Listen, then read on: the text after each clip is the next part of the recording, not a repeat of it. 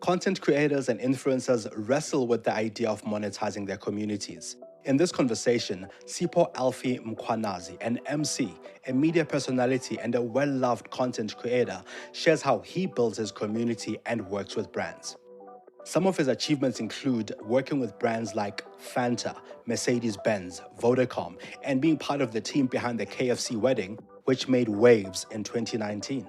He also shares how you can build your community and what brands need to consider before working with influencers. If you want to be a smart content curator, it then becomes important for you to position yourself accordingly, to know what it is you're selling, because life is all about sales. What it is you're selling so that you're able to monetize out of it. Thank you for tuning in to The Lead Creative. Please subscribe wherever you get your podcasts.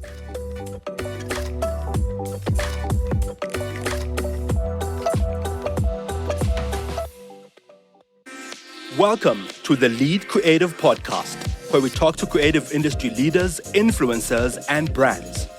We discuss the strategies that influence brand thinking and shape industries. Thought leaders and heads of agencies let us in on some of their thinking and insights. I'm your host, Mkhwanazi. Enjoy the show, and please share and subscribe. Alfie, thank you so much for making time to talk to us. Yeah, it's so exciting to finally get to have this conversation with you. I've been following your content online. I've been getting a lot of videos from TikTok, sometimes even from my mother, who loves your content. So it's like you appeal to audiences across the board. So thanks so much. Thank you so much for having me, Monges. It's so good to see you. Awesome. So before you became a full-on content creator and MC, you were working at Sandparks, and we know the story, or at least we've heard the story of you working at Sandparks and being an MC. But how long were you at Sandparks before you left to become a content creator? That's the part that I'm kind of not clear on. I think I was at Sandparks for 4 years. Yeah, it was about 4 years. I started at the South African National Parks in 2018, and I left in 2022. Yes, it was 4 years. Right. Yeah. And then over that time, of course, you built your profile, you had done a lot of work, you are a comms specialist yourself, and we'll talk about how that influences content creation. But how important is it to strike while the iron is hot? Do you think that if you didn't leave Sandparks rather at the time that you did, if you left a bit later, that your content would have flown as much and that you would have become the content creator genius that you are today? Like, how important was that making that jump when you did? I've always been a firm believer that when the time is right, things just fall into place. And sometimes the time does not appear right for you. Sometimes it may not necessarily appear right for others. But when the time is right, things just fall into place. Sure. And me taking the jump then was a matter of just realizing that my wings had reached the ceiling, and I was just starting to get uncomfortable with being enclosed within, the structures and all of that sort of stuff. And I wanted to fly and explore other things. But I don't necessarily think that had I made the jump at any other point, things would be different. I think things would fall into place. People, I don't discuss this much, but some people know that I was part of the #KFC proposal, #KFC wedding. We were actually part of the team that started that trend in 2019 already. And it was a huge sensation across the globe. And it was big. And that was what I was eyeing as that wind that would lift me and propel me into greater things. But I was like, not yet. So whether you like at any point should you decide to jump, because we always think there must be a right time, there must be signs, there must be this, there must be Yes. that, we are Yeah. always waiting for that one chance, that one opportunity that sometimes may never come. You just have to make that opportunity, decide to take the leap. And if you are in alignment, I kid you not, the universe responds swiftly and you are carried. You mentioned the KFC wedding, which is an interesting thing that I'd almost forgotten about, because that's the nature of social media. Things Yeah. fly and they become part of conversations. And with something like that, which is, to me, in a way, similar to a reality TV show, right? The kinds of questions that we ask: is it staged? Is it real? Is it a campaign? Is it just a person proposing at a KFC? What goes on behind the scenes of something like that? Oh, I think that was probably one of the most riveting and the most inspiring things I've ever worked on in my life. How it started was a gentleman decided to, this was an actual, it was a renewal of vows. They had been married for 7 years, or Mr. and Mrs. Nkas. And when they met initially, they had met in a KFC. And that one was buying her order, that one was buying his order. And, their paths crossed, and they took a liking to each other then. So he Sure. had now taken these rings to go get them cleaned, and he was coming back to where his first love was Yes. established. And he was now sort of recreating that moment, which is so romantic now that I think about it. He was Yeah. recreating that moment with his wife 7 years later. But of course, now the age of social media and the age of instant content creation had now Sure. started taking off. So people took a snap of it. It landed its way to Facebook first before Twitter. And I mean, of Yes. course, Facebook is still such a huge, powerful social media platform across Africa. So even though we still call it the village, it's very, very still, powerful. And the Facebook village had which is now Meta, they had their conversation about it. But when it landed on Twitter, that was when I bumped into it. So this is the Thursday, I think it was in May even. Yeah, May. I can't remember. Yeah, around there. Um, and this gentleman is oh no, Twitter critics were there like, yo, why are South African men so Yes. cheap? Um, how dare he decide to propose at a KFC? Couldn't he just Sure. so that's when I caught onto the conversation, and I said to people, can somebody find me his contact details? Sure. Why was I asking this? I am an MC through and through. I've always wanted to MC, and in some instances, I will make opportunities for myself to MC. When I see an opportunity to MC something, I'm like, I'm going for that. So the reason I decided to get his contact details, because I thought in my head, if this guy is proposing, there's a wedding coming up Yeah. soon. There must be a wedding coming up Yes. soon. I want to be Yeah. part of Yeah. that. I want to be part of that. And for me, it really just it was for me. I wasn't trying to get anyone else involved. I just wanted to speak to him to be like, hey, dude, you're getting married. I'm a wedding MC. Take me on. Yes. I got his contact details and I called him in the morning, and I'm getting ready to go to work at this point. And I said to him, unjani baba? I saw abantu bayakhuluma ngayo. I was like, yeah, people have been talking about this for a really long time. Our phones keep ringing, whatnot, Yeah. whatnot. I'm like, so you guys getting married? And he's like, we've been married for 7 years.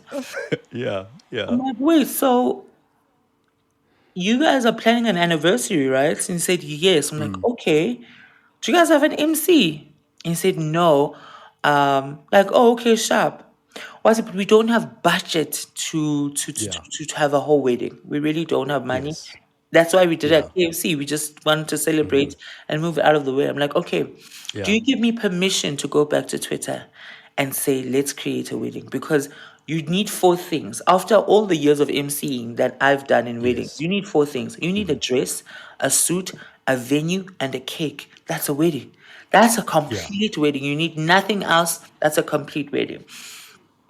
And he said yes. I went back to Twitter and I said, guys, I've just spoken to this gentleman. He Yes. actually, this is an anniversary. He actually wants to do a whole wedding. Yeah. And let's just make this wedding happen. And at the time, I was very close friends with a friend of mine who's now late, Dr. Cindy Van Sale. And I spoke Yes. about her. Yes, I spoke about her yesterday, and I'm speaking about her again. I miss her so much. Dr. Cindy Van Sale was one of the biggest social media accounts on Twitter at the time and the most influential. Right. She was a social media shark, especially on Yeah. Twitter. She had a huge following and a big market, and people loved her and they were easily influenced by her because she was just so authentic, so genuine, and she was just so real, you know. Yeah. Um, Yeah. and I put out that tweet there, and a friend of mine called Joe Human, he is doing incredible work with Jameson at the moment.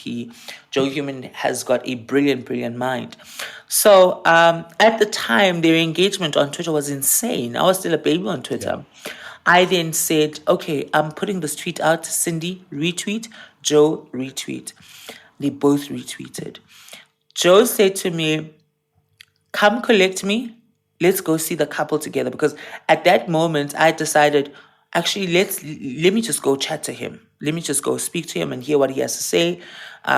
We need to make this wedding a success. So there I am. They lived in the Val, CD Yeah. Bay. Collect Joe, and we're driving. While we're driving, Joe is now looking at the tweet that we had retweeted, and Yes. Yes. it's a mess. I'm surprised. Why is my phone crashing? My phone Yeah. crashed probably like 6 times that day. Um, my notifications were insane. People are trying to contact us. People are now donating. It's now a huge thing. So yesterday was trending as the wedding proposal. It's now the KFC wedding. So we're Right. now at the front end of this. People are donating brands. I've never seen such a unity of brands all at the same time with no agenda, Yeah. with Yeah. no hopes of gaining anything. South Africa was just so inspired at the time, and everyone wanted to Yes. participate in that, Yes. and that Yes. was incredible to see. I can't remember your question. No, I mean I like this. I like this. No, I think the question was what goes on behind the scenes, and you've described Yes. what goes on behind the scenes at in great detail, Mm.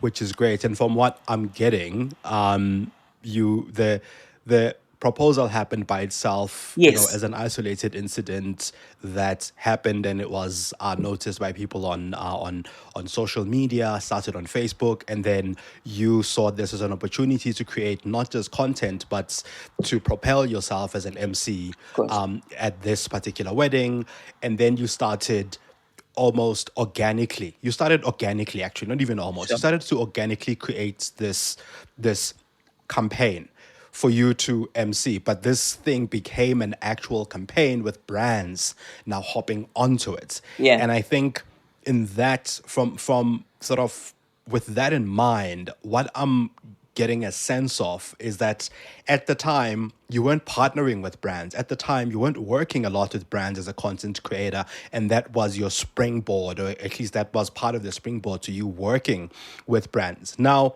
you do this thing, this campaign happens, becomes a big deal on social media and in the news and everywhere else. How does this change your life as a content creator? Like, how does this change the game for you? So at the time, I had not considered myself as a content creator, and I think the term content creator is very recent. It's a now thing. It's a buzzword now, but then there wasn't a term for it. Content Sure. creator. There wasn't. You were either a tweleb. They used to call us twelebs. or you were an Instagram baddie. They used to call them Instagram Yeah. baddies and whatnot, you know. So there wasn't the term content creator. But excuse me, at the time I knew that I was an MC. Sure. And that was what is important. And that was what was important for me to be known as. Say that at the end of the day, this guy is an MC. And for me, that was an opportunity. And once it sort of lifted itself onto a global scale, Yeah. that was really crazy for me because I was like, okay, yeah, this is an opportunity. This is, I was listening to something that was recorded of Bonang recently. She said, this is my Super Bowl. That was Yeah. supposed to be my Super Bowl where I really show off my skills as an MC. But yeah, then the MCing gigs really started happening. But at the time, I'm still at the South African National Park. So it was a matter of having to just juggle the two until I realized, oh man, I need to go. Yeah.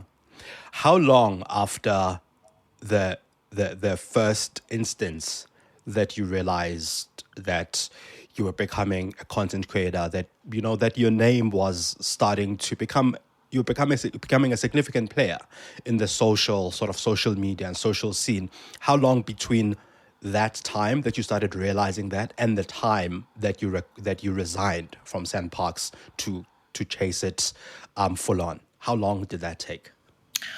It took quite a while because even after I had left Sandparks, it still had not dawned onto me that I was a relevant player within the space. I think I only realized that I was a relevant player in the space when I got my first big, big, big, big break to do live television, and this was for the Summer Awards, the summers for TikTok had summoned me, and they wanted to do a collaboration with the Summers, and it was the TikTok black carpet, and that would be live, and I'd be crossing live on air and actually, on set. And only then did it dawn on to me, and this is maybe 6 months after I've left Sandparks, Yeah. what we have to do this. But what I really enjoyed about what I did was because I come from a PR background, and PR also comes with so Yes. much writing. We're storytellers. I spent a lot of time publishing and releasing articles of things that I would see, things that were interesting to me, taking people through what it means to create videos, what it means to work with brands, because I've always been interested in the science behind it. I think content creation is such a huge global economy, and a lot of Yes. people are not seeing it as such yet because so many individuals are really enjoying just the brand collaborations and attending the events, but we're not really sharing the proper knowledge and the really hard hitting facts about Yeah. how much exposure, how much money, and how much relevance one can generate for themselves if they Sure. really take it as a serious craft, and not just a craft but also a business. Now, on that, it hits both ways, right? Where some people take it really seriously, do the work, and they make it. Some people take it seriously as well, do the work, but they just don't get that springboard, or just don't shine or become the big names that their counterparts become. What makes that difference? I I want to say authenticity. Okay. I want to say just you being yourself, you being unique. Yeah. But that doesn't make sense because I mean everyone. I would like to assume that when anyone goes onto social media and wants to make it big, they know that. But unfortunately, George Orwell once wrote a book that we learned about in high school, and it's called Animal Farm. And one thing I always Yeah. remember of that is that all animals are equal. but Yeah. some just happen to be more equal than others. And Equal than and others. it, Sure. and sometimes it's just not your time or your platform, or it's just not for you at that moment. Doesn't mean Sure. to say that it won't blossom into something huge later or in a Yeah. different way. I mean, 2019 was not my year, definitely. Had I lived Sandparks then, I don't know. I don't think what we have and what we see now would have been, what it is. But in 2022, when I decided, actually, was it 2021 when I left? 2022. When I left then, it was like, okay, sharp, now it's the right time. Let's go. If you're enjoying The Lead Creative, please share this episode with your network and hit follow or subscribe. Enjoy the show. I want to double back to this, what you've just mentioned about creating content and how serious it is and how seriously you take it. The world makes it look easy. And I'm one of those people who make it sound as though it's easy because we work within this space. We help other brands or other people create content and it looks easy, right? Just take your phone, film yourself, and as I would see in some of your content, for instance, it looks like you're just in bed, taking out your phone, and you've just had this thought and you're filming Yeah. yourself, and it really flies and it's funny, and people download it, share it on WhatsApp, and all of this. What does it really take? There's a lot of adjustment that goes into content creation because, and a lot of us content creators are not sort of conditioned for it as and when it happens. Literally, we play catch up quite a lot because it starts off as you being on your bed recording a video, and you're just sharing to your little 30 people, your circle of Yeah, 30 people, and sure. you're putting it on WhatsApp, or you have a TikTok account and it's not a TikTok account that anyone knows about. The algorithm just happens to favor you on that one day. And Sure. what you happen to say is something that people sort of take a liking to. So, and the TikTok algorithm, if you've learned about it, it's a crazy one. So it will show you a video to 10 people. If 10 people Yeah. watch more than 10 seconds of that video, it will show that video to 100 people. If 100 people, then it goes to 1,000. From 1,000, we're in the tens of thousands, the hundreds.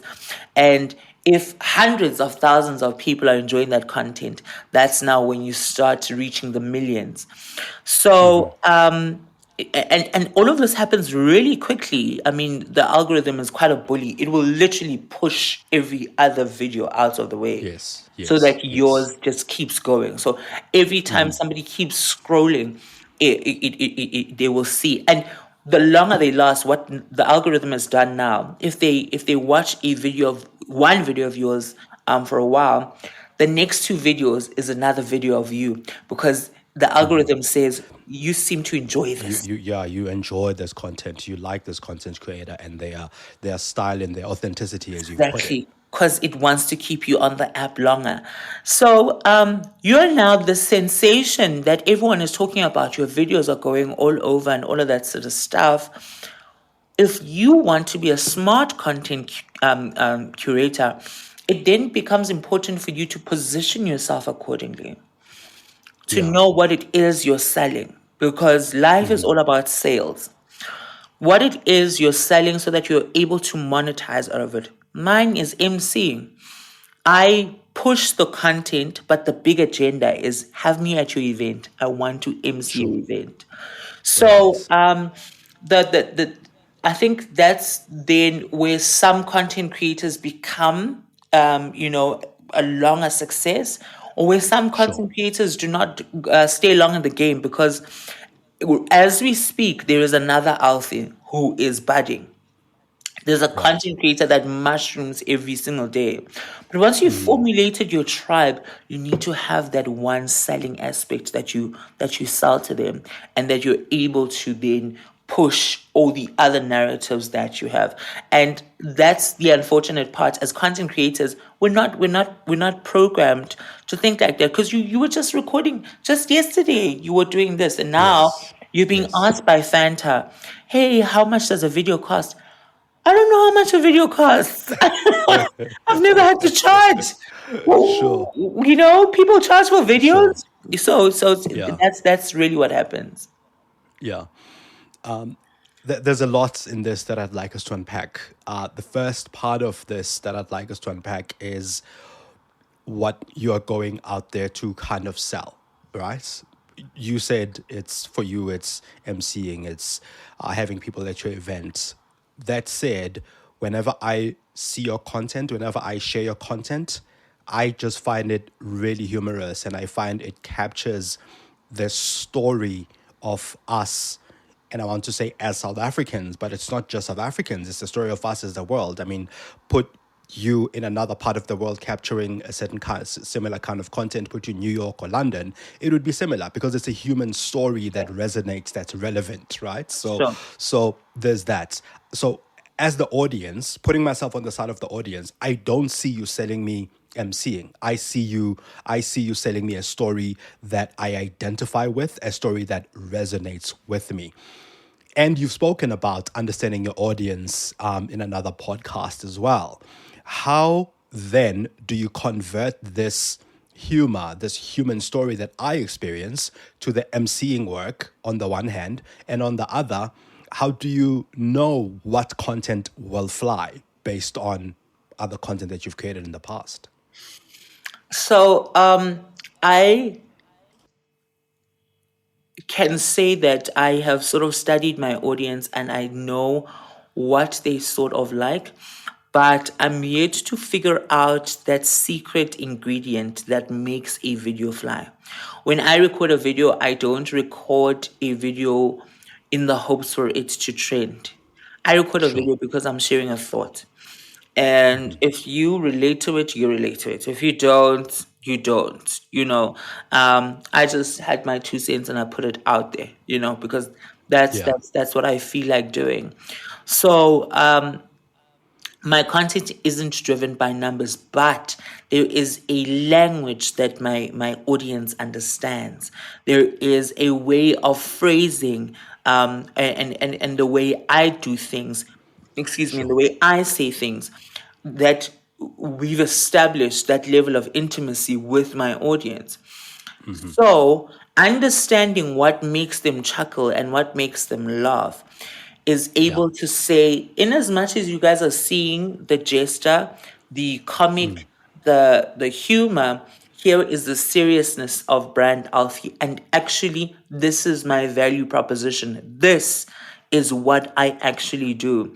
And once you've created and established that relationship, you then establish that trust, because quite a lot, Yes. it's very, very unlikely for people to trust somebody who's overly hilarious. If you're very funny, it's like, yeah, he's great, but you don't want him for that serious thing. Hey, I'm not sure. Hey, so you are still able to be serious, but also weave in the fact that, remember, you are speaking to a familiar here. We have a relationship. Sure. We know each other, and we've established that trust. So if you're able to trust me with the content, because if you trust me enough to send my video to somebody else, you trust that it's Sure. going to make them laugh. And if you can trust my video with somebody else, then you can trust me with your audience for your event. Let's do it. Right. You know. Mm. No, that makes sense. You also spoke about monetization, and this is an area that a lot of people struggle with, and also an area that is difficult to have conversations about with brands as a content creator. And in terms of monetization, I'd like to get your thoughts on one, monetizing on platform, like monetizing on the TikTok or Instagram or whatever, versus monetizing through brand collaborations and partnerships. What works? How do you build both? Because eventually you end up getting both, right? Because if you build your Sure. followers, you're able to monetize on platform. If you build your followers as well, you're able to also partner with a brand or with brands. How do you build these, or how did you build these? So I have not necessarily started monetizing off of the platforms itself. There's a new trend now on TikTok where people are doing AI impersonations and whatnot, and apparently people are making so much money from that. And now I think TikTok allows you to sort of open like a channel, almost like a subscription based sort of service, where people sort of pay a subscription in order to, access pieces of your content. I think my content is very it has nostalgia. There's also just it's its own specific way. Whereas I do not necessarily want people to pay to see aspects of themselves that remind them of themselves through me. Yeah. So I have not started monetizing off the platform yet. But also, when you start monetizing through brands, you then are put in a tricky situation where you now have to establish your value and figure out what your value is, and Sure.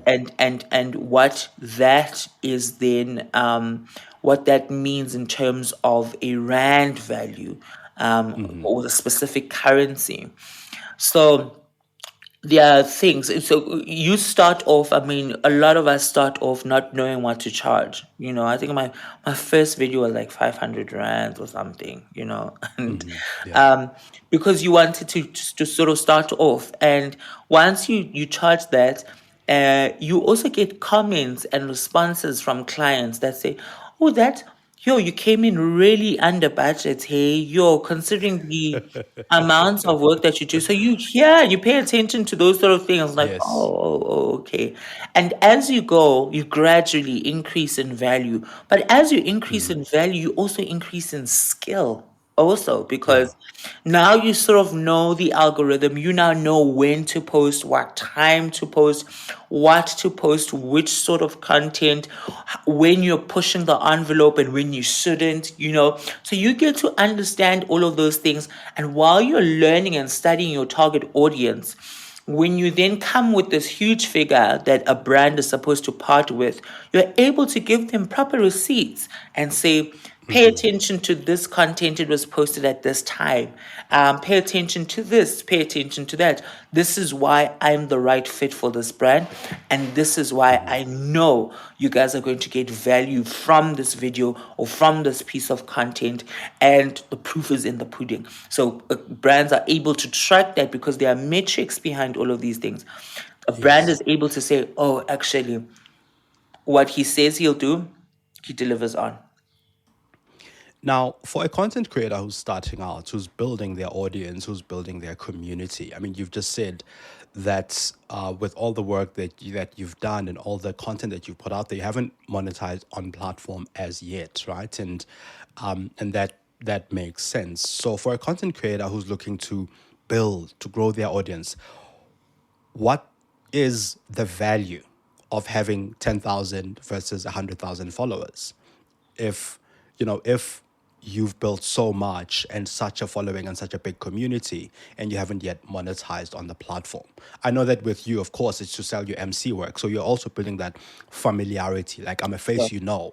Sure. So for you it makes sense in that way. But what would you say is the value of going from 10,000 to 100,000 or to a million when monetization on platform itself isn't as easy or as possible? So I think that then begs to call on the creativity of the content creator itself. You then need to be smart about. I realized, for example, that my content is content I can't make people subscribe to buy. I realized that very early on. I was like, I'm not, Sure. and that's why you don't see me so much on YouTube, because I don't have long-ended content that I can sell, because YouTube is probably one of the best social media Yeah. platforms for that sort of content. So Sure. I realized that if I'm not going to be making money off of the platform, I need to find other vehicles that are going to make me the money. And that's why, Sure. excuse me, I do a lot of brand work. But more than Yeah. anything, in every way that you bump into me, you hear me shouting the emceeing loudspeaker, because I understand that the money that I'm foregoing from making on platform, I'm already making that stream of income through the emceeing work that I do. And that is standing alone from the content creation aspect that I do. What has even been so amazing is the fact that production companies are now seeing, oh, actually, he can host a TV show, he can be on radio, he can do this. So it now opens other doors and other avenues within that space. I mean, I've had 2 TV shows since I've started my content creation journey, which is bizarre and unheard of. No production company would have hired me had they not seen that. So they are able to take that and harness that, and that then also becomes another vehicle of money generation on its own. So just from you building your audience and understanding the sort of content that you give, you are now able to establish various legs or streams Yes. in that Yeah. one engine and that one vehicle that is your type and of content and the audience that you give it to. I love a lot of what you said there. There's something that makes someone like you hugely different from somebody who is on TV or a media personality whom we've known to be on TV or radio, right? Is that you started it elsewhere and then you came onto traditional, call it broadcast or print media platform. So you started on digital, and then you became a media personality on TV, rather than many people who are big names who started on traditional platforms and then by extension built their following online. How does that change the kind of briefs that you would get when we are used to you a certain way? So give a bit of context there. So if there's a I know certain exactly what you're asking. And I'm so glad exactly, you asked right. this. I'm so glad. I Yeah. love your mind. Um, so I remember, and I got caught out for this so badly, because this was the first advert. I'd actually been doing an advert with a brand, and they had asked me to come on, and they asked me for my figures, and I asked around my industry partners, and I said, how much do you charge for an advert? And I didn't realize there's a lot of budget that goes into advertising, especially advertising on TV. So, okay, we're on set. I'm mic'd up. We're shooting and all of that sort of stuff. And they gave me the brief. And this is, we want you to be Alfie, and we want you to do this and all of that sort of stuff. And I'm like, oh, okay, sure. And this, who you're speaking to now, this is Alfie. Alfie, there's the social media character. And sometimes, quite often, I'm the social media character for that 1 minute when I record that Yes. video and I Yes. let go of Yeah. it. And then I become this. So they're like, no, do it the Alfie way. I'm like, hey, this is the Alfie way. Like, oh, like, we're expecting you to like use your like really, really quirky voice and all of that sort of stuff. Like, Yes. Yeah. and I remember saying this while I was trying to learn my lines. I was like, I don't know why people keep asking for this Alfie character, because this is who I am. So I'm one of those people who think out loud. I Yeah. think out loud. The Yeah. director came to me and he said, "Oh man, we're so sorry. We didn't realize that you had a problem with this. We just thought, that we liked that, and we thought you'd give Yeah. us that. I'm like, oh, are you guys gonna be mad if I don't give you guys that? And they were like, no, no, no, you can do it whatever way you want. Just make sure that Yeah. you're comfortable. And I was like, um, I am doing this in this way because I need people to understand the different dimensions and the fragments to brand Alfie. Sure. um, people need to be able to see, because the sad thing about South African content consumers is that they'll box you up into this little box, and that's where you stay. But one of the best ways to show off who you are and the abilities that you possess as a creative and as a content creator is being Yeah. able to show different hues of yourself and different sides of yourself, to say, I can actually be serious if I need to be serious. I can be quirky if I need to be quirky. I can blend the two if I need to blend the two. But there are other elements that you guys have not discovered that are still Yeah. just as good as the other one. So, and that advert did so well that client came back to us and said, we would like you to quote us on rerunning that advert. So Yes. that Yeah. digital campaign resurfaced once again. So it's clearly been doing well. So go back to the question, Sipo. Um, No, no, no. That makes sense. That makes sense. I think it's the fact that yeah, you are multifaceted. You don't create in a single way. You create in many styles, but also you collaborate with brands, and building your profile as you did helped you in in becoming the kind of person that we see as a media personality as well. A little bit about just you mentioned, I mean, you mentioned the algorithms. You mentioned how the algorithms work. You mentioned that you are not as active on YouTube as you are on other platforms. Do you have a platform of choice? I mentioned TikTok as a platform that I follow you a lot on. I see you are also active on Instagram.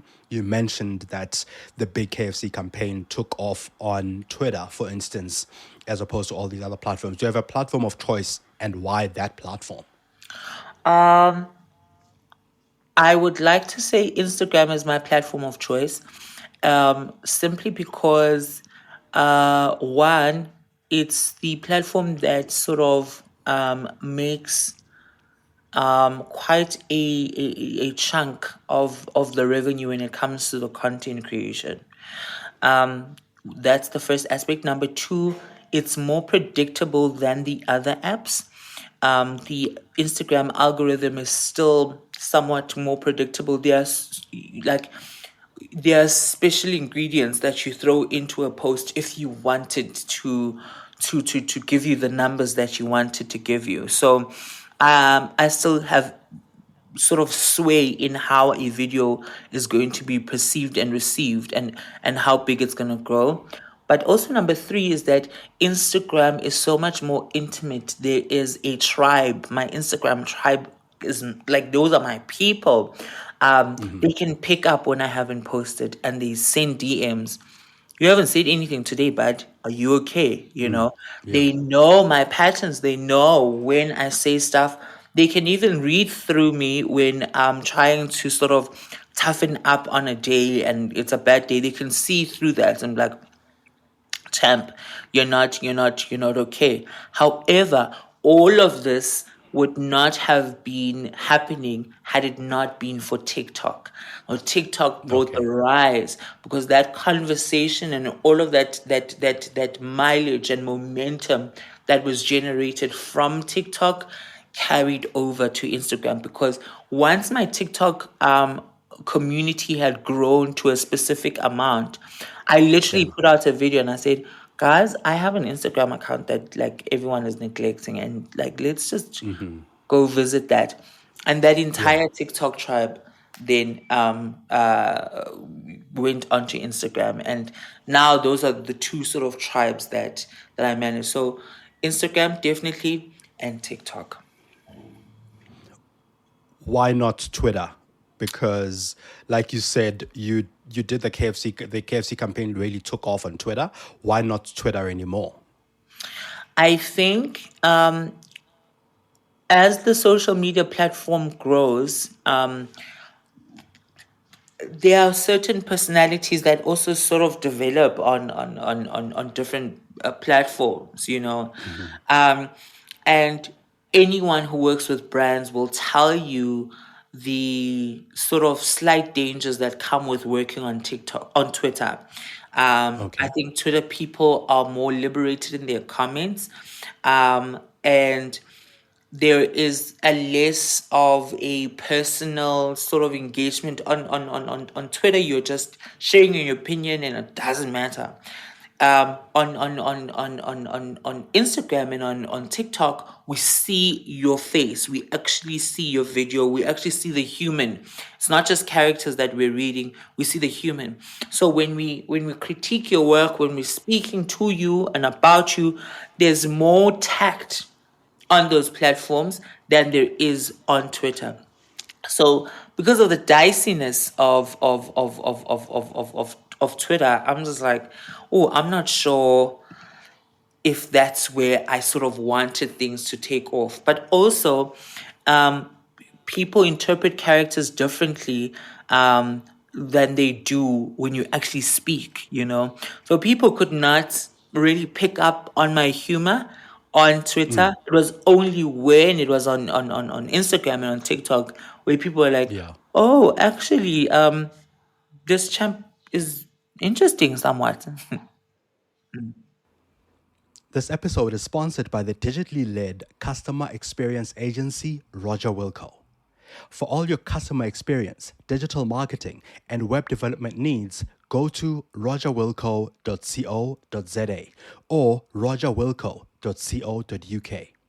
You can also download the South African CX report and the Township CX report directly from their website, free of charge. Don't we all love something free every now and again, especially with insights, right? Now back to the show. You keep talking about your tribe, which I really like because I mean there's a a marketing author who's one of my favorite authors who speaks about this idea of tribes, and in your sense, your tribe is obviously the audience and the people that you talk to and the people that you have in mind when you create your content, which is really great because then it means you take your audience. I think you keep your audience in mind. How would you describe this tribe of yours? Because again, you spoke about understanding your audience, which you do, and you keep talking about your tribe. How would you describe who your tribe is? I know that it's not necessarily in South Africa. Like I said, it's everywhere. Anyone with whom the content resonates.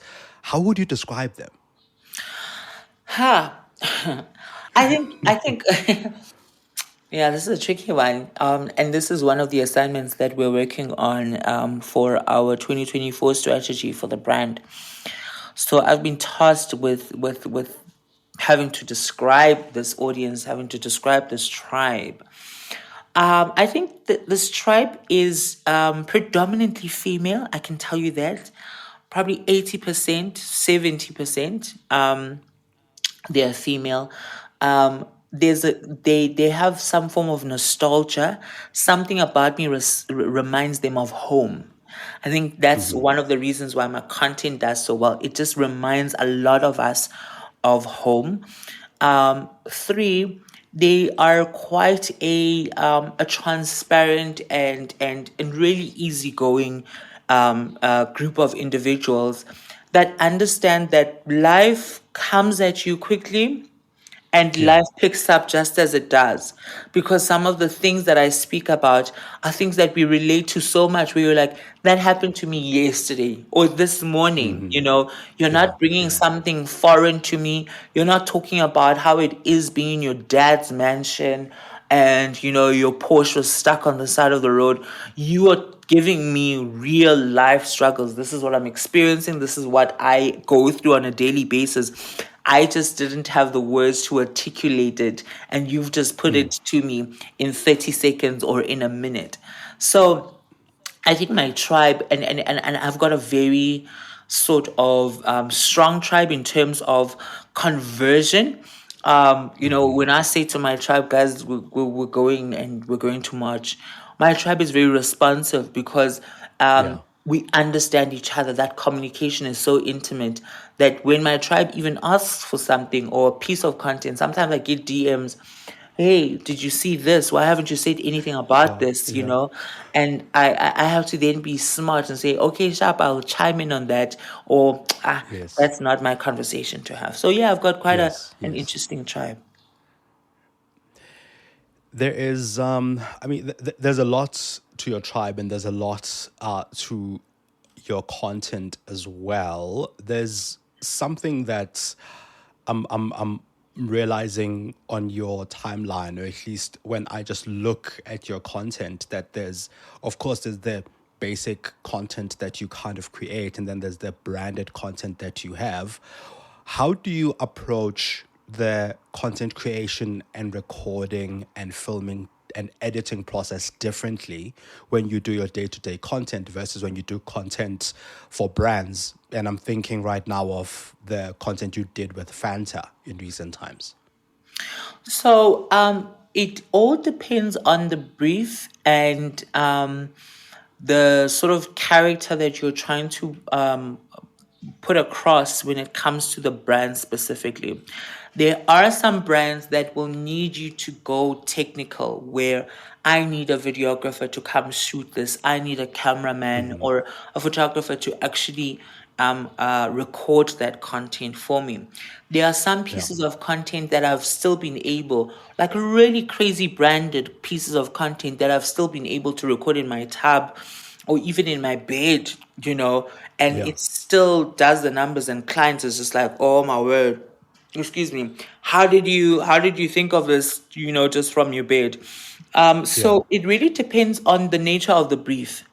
If you understand your brief properly and you sort of see what that brand is doing, I mean, you can't talk about Fanta laying in your bed. I can, yes, I can, but Fanta is an energy brand. It's live. It's vibrant. It makes you want to be out there. You know, yeah, right now the biggest key message is snacking is still relevant and all of that sort of stuff. You know, yeah, so based on what the brand is trying to put across, you also want to meet the brand at the same level. That's when you really want to do that. But sometimes you want to change the narrative by going against the tide. And I'm known to do that quite a lot, where yeah, a brand will be a lively brand, and I'll come in so subliminally. And because that is unexpected, that on its yeah. own becomes the buzz, that becomes the discussion point, and that becomes the we would never have thought. I did a video recently with a gentleman called Primo 19, probably one of the best content creators I know. He's remarkable. Primo is known to take other videos and create Yes. skits of his own without using his voice. At no point. No, there are very few people who know what Primo's voice sounds like. But I grabbed Primo the other day and we did a skit together. And I think that skit Yeah. is still trending. Where people were hearing Primo's voice and they're like, it's Primo, you know? And you've got my alter ego there, Mom Smosh. It completely goes against the tide of what Primo is known to do. And now slap bang and mash it with Umam Smosh, who we know that's her arena, that's what she Yeah. does. And now that mix up, it just took off. So it's just a matter of understanding the sort of brand that you're working with, the messaging you're trying to relay, and how you want this content to be received. Once you understand that, then you know, this one I can't. This is not a selfie I can just take and post. I need to actually get a photographer to take a picture of this outfit, Yeah. or a Yeah. videographer to create all of these, you know. And I always say I'm such a fraud because the editing I never know how to do. I will just get the content out there, throw it to Yeah. the team, and they will do whatever it is that they do, and we'll put it out there, and hopefully you Yeah. guys Yeah. enjoy it. There's There's a lot of information that's being shared by very many people around content creation, especially, I mean, if you go onto TikTok, especially, that's where I see it a lot, where people are like, yeah, post 2 times a day, post 3 times a day, post X number of times a week, all of these things. The algorithm likes this and does that. Do you follow Oh, that schedule? you will be so tired. Yeah. Um, and there are people who do that. There are people who do that. Like Primo, for example. Um, Primo is about to approach 1 million followers because of how religiously you bump into his content. He's very, I think he records his content in bulk even, and he times Yeah. it because you know to expect a video from Primo. I, on the other hand, I am so lazy. There are days I even forget that I have a TikTok account, and I was like, oh, oops. Hey guys, I'm back. I Yeah. didn't, die under a bus or anything like that. But I think these cheat codes that are given out regarding the algorithm and how to grow your account and all of that sort of stuff, they Yeah. really do Yeah. work because people sit down, and that's where the science behind the content creation comes in. But for a person like me who really is just like, enjoying it, and so much of a fly by night, if I do say so myself. I'm having fun with it. So for me, there's Yes. less pressure to sort of yeah. Be religious that way. And Yeah. in terms of preference, maybe not preference, but where have you seen more success? And do you prefer working with the brand directly or working through an agency? Of course, there are advantages and disadvantages on both ends. What's your preference? What makes it easier for you? I think I enjoy working with agencies quite a lot because I have an agency background as well. So I understand what agency tries to do in terms of relaying that message, because quite a lot of times brands struggle to communicate their own voice. They need assistance in some instances where they are told, this is actually what you guys stand for. This is the sort of brand that you are. Some brands don't see that, So agencies are able to translate those stories and translate, that messaging. But for me, it's always been so much easier working with the brand because sometimes the brand does not necessarily give all of its assets to the agency. So when Okay. you are coming through, you're coming through to work on one project. I have a communications, branding, and marketing background. So I understand the 360 approach to that one video we're seeing on TikTok is not just that one video. There are other key points, and we call them touch points in the brand value chain where you get exposed to the brand. So if we're doing this campaign on Alfie wearing these glasses, is there a release that we've put out in terms of a presser to say, okay, this frame of glasses does this and all of that sort of stuff? And when we Yeah. are selling this and distributing it in the shops, where are we strategically placed?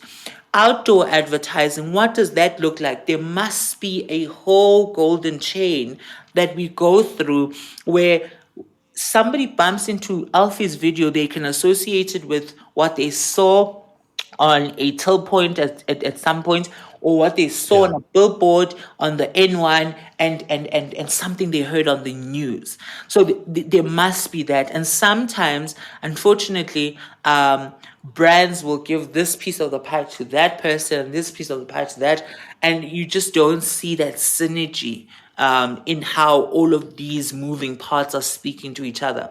So when you work with the brand, Yeah. and with the expertise that I have, I am able to say, okay, let's wait. We are Yeah. trying to discuss these glasses, but there are so many other things that we do as an organization. Why can't we sneak these in as an upsell? Okay, we want to do this over a video. Have we considered doing it over a podcast, for example? Yeah. The Yeah. story is so big to share. So all of those sort of things are things that you sort of get to know along the way when you work with brands, and you're able to present it to them, and cut Yes. out, the bureaucracy. And it's going to take time because it still needs to go to account director, from account Yeah. director to business unit manager, and all of that sort of stuff before it actually gets to clients. And when it gets to clients, it's probably going to somebody junior in client, and the decision maker, at client level, does not necessarily get to hear the message you're trying to convey. Yeah. So from my understanding, then, in certain instances, it's better to work directly with the brand. But for some things, the agency is really great. Like in terms of getting the messaging down, being clear on what the objectives are, and all of these And the things. But at deliverables. times, the deliverables. But at times, the brand misses it even when talking to their agency or even when communicating with their agency by not giving them enough, call it collateral assets, and some of the things that you may need as a content creator. I mean, you've spoken about a lot, from authenticity to understanding your audience to, I suppose, following your own beat in terms of creating content and not necessarily following all the hacks that experts or people who position themselves as experts would say in terms of content creation. Now, in closing, what should both, I suppose, well, there are three parts.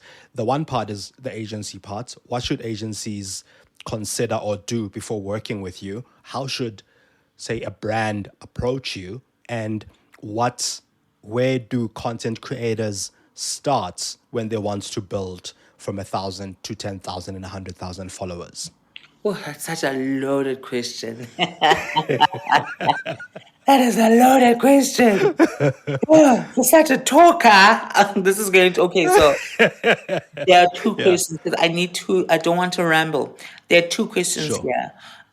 One, the first question is, what do brands need to know when they want to approach you, agency or brand, when they Yeah, want to approach you for a partnership?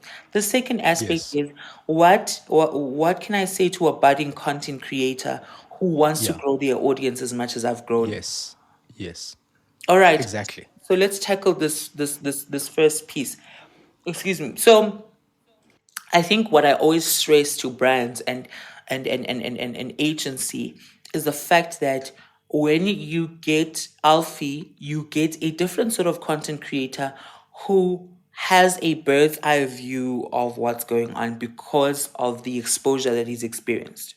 So you are not just getting somebody who's going to just give you a video and move out of the way. You're getting Yeah, somebody who understands the drafting, the ideation of a concept, the drafting of a brief, and also the positioning of the messages to say, this is what we're trying to sell, this is where we're trying to go, and these are the platforms that we want to use, and this is how we want to tell the story. And therefore we are going through PR, we are going through traditional media, we're going through digital. Are we doing a blog? Are we doing videos? Are we doing influencer marketing? What are we doing? So you've got that in Alfie. So it's so much easier to loop him into the conversation very early on so that sure. you are able to also just get, I don't want to say exploit, but you get to experience all these other assets that he comes with. So it's not just the video aspect, but there are so many other things he's able to feed into when it comes to the brand and relaying the message. Happiness. Yeah, absolutely. Got The that. second piece of the pie is, um, this has been said, it's a buzzword and it's been said so many times. Authenticity, authenticity, authenticity. I kid you not. If you have more than two people listening to you around a braai, or in a group of people, Yeah. then you have the ability to grow your audience because clearly there's more than one person that is able to listen to your message and they take a liking to it and they find it interesting. So it's a matter of understanding and paying attention to those social cues. Pay attention to your audience, and as much as you're being authentic, as much as you're being funny or all of that sort of stuff, Pay attention to the cues that you get from your audience. Your video numbers will show you. Check, is it because of what time I posted this video? What was I wearing when I posted this video? What was I saying? Is it because of the language I spoke? Like when I speak in English, my audience goes, oh yeah, you're not, yeah, ooh. Yeah, But yeah. when I speak to them in vernacular, they're just like, okay, okay. So I'll tease the fact that at the end of the day, he's still a professional, in as much as you guys know him for this, I'll still weave those aspects in so it doesn't catch them by surprise. So it's understanding your audience and understanding the people who want to listen to you. If you pay attention to those people, I kid you not, they like inviting other people and saying, hey, I found him interesting. They will do the Yes, work for you. You don't need to do so. You just listen to the 10 that is listening to you. That yeah. 10 is powerful enough to go fetch 1 million without you doing anything different. You just focus on this 10 that keeps on listening to you. Once they've brought their friends, there's now 100 of them. You now keep focusing on this 100. What is this 100 Yes. liking and what are they enjoying? They're going to fetch 1,000. Then it grows. I know I said that was the closing question, but you brought up something that's I'd like to follow through with a little bit. This idea that when the 100 like this thing, they'll bring you the 1,000 and the 10,000 and the million, right? And I like that concept. Now, I want to link that back to the authenticity, because sometimes some people, so you said your audience, for instance, your audience responds better to vernac than they do to English, as an example. Sure. So what if the 10 or the 100 respond better to the English, and you start thinking that actually that's where things are going, but in actual fact your audience respond better to vernac? You know what I'm saying? Like how do you merge what the audience likes with what's authentic to you? Because that's where the magic happens, I imagine. Sure. So it's all it's all a matter of listening to those social cues. Pay attention to the engagement. Pay attention to Sure. what people are saying. I mean, are people responding to your content in English when they comment onto your post, for example? Are people doing this? So right now, I understand that my audience is predominantly vernac. Doesn't mean that they don't understand any other language. We just Sure. converse better when I speak in vernac. But I've Sure. since discovered that there is a new market that I'm trying to penetrate that seems to like that small little English and a different form of content that I may put out. I still feed this group religiously so, but I do not neglect this market. I still feed this market as well. I have a following of travelers that Yeah. I don't know come from where, because I've posted content, traveling content. There's just a market of travelers. So in how I envisage my content and how I think of cues and all of that sort of stuff, I know that there's a huge vernac market, all right? Sure. But Sure. there's this English market, but there's also this traveling market. You need to be able to know when to touch key points on all of these markets, because that's also how you Sure. grow. As you grow this market, it doesn't mean that this one must starve and must suffer. You need to now know how to balance yourself, and unfortunately, that takes practice. Some of us have a better handle on it than others. And people always say, once a content creator gets to the millions, they suddenly become unapproachable. It's sort of you don't relate to them any longer. Yeah. But it's just a Yeah. matter of just knowing to listen and still taking time to read through the comments. I unfortunately don't respond to the comments, but I read each and every one of them. Okay, this is how they interpreted this. This is how they interpreted this. Okay, okay, sharp. Let's keep making sure that they are well fed. But how can we grow these ones? What can we say to these ones?